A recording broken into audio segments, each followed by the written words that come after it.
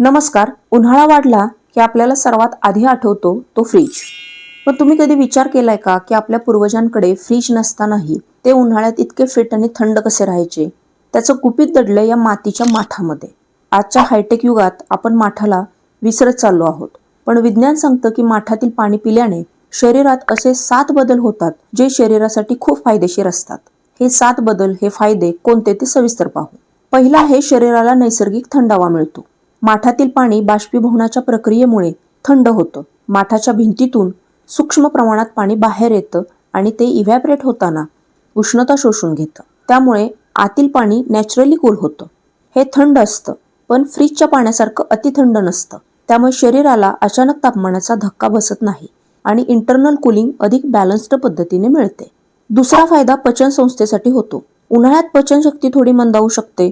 अशा वेळी खूप थंड पाणी घेतल्यास पोटातील डायजेस्टिव्ह एन्झाईमची क्रिया तात्पुरती कमी होऊ शकते.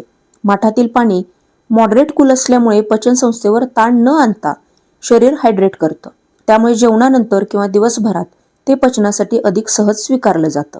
पुढील बदल हा घशावर होतो. अनेक लोकांना बर्फाळ किंवा अतिथंड पाणी घेतल्यावर घसा बसणे, खवखव किंवा इरिटेशन जाणवते. कारण अचानक थंड तापमानामुळे थ्रोट टिश्यूज सेन्सिटिव्ह होऊ शकतात. माठातील पाणी मात्र जेंटल कूलिंग देते. ते रिफ्रेश करते, पण घशावर अनावश्यक ताण आणत नाही.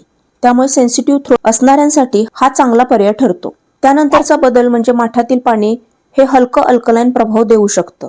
माठातील मातीमध्ये काही नैसर्गिक मिनरल्स असतात. पाणी काही वेळ त्यात साठवल्यावर त्याचा pH किंचित संतुलित होण्यास मदत होऊ शकते. यामुळे शरीरातील ऍसिडिटी कमी करण्यासाठी थोडा सपोर्टिव्ह इफेक्ट मिळू शकतो. विशेषतः उन्हाळ्यात पोटात जळजळ, हेवीनेस किंवा ऍसिड रिफ्लक्स जाणवत असल्यास हा बदल उपयुक्त ठरतो. पाचवा बदल म्हणजे हायड्रेशन इम्प्रूव्ह करण्यास मदत होते. माठातील पाण्याची चव नैसर्गिक आणि ताजीतवानी वाटते. त्याचं तापमानही पिण्यास कम्फर्टेबल असतं. त्यामुळे लोक ते जास्त प्रमाणात पितात. परिणामी हायड्रेशन लेवल सुधारते.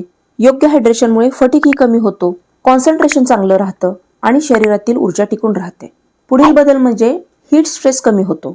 उन्हाळ्यात शरीर सतत उष्णतेशी लढत असतं.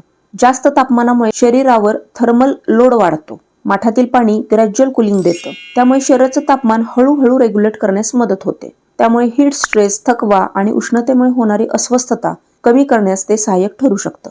आणि शेवटचा फायदा म्हणजे केमिकल एक्सपोजर कमी होतं.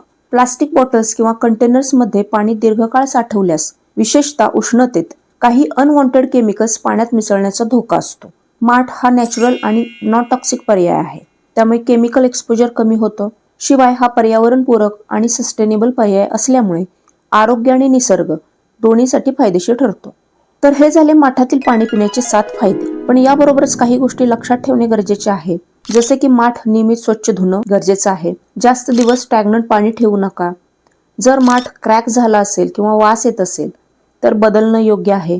तर अशा प्रकारे उन्हाळ्यात माठातील पाणी हे फक्त ट्रॅडिशनल चॉईस नाही, तो सायंटिफिकली सेन्सिबल हायड्रेशन ऑप्शन आहे. ते naturally cooling, digestion friendly, gentle on throat आणि एन्व्हायरमेंटली बेटर आहे. कधी कधी आरोग्याचं उत्तर मॉडर्न ट्रेंड्समध्ये नसतं, तर आपल्या घरातल्या जुन्या साध्या सवयींमध्ये असतं. म्हणून या उन्हाळ्यात एक प्रयोग करा. फ्रीजचं पाणी थोडं कमी करा आणि माठातलं पाणी थोडं जास्त प्या. कदाचित तुमचं शरीर लगेच फरक सांगेल.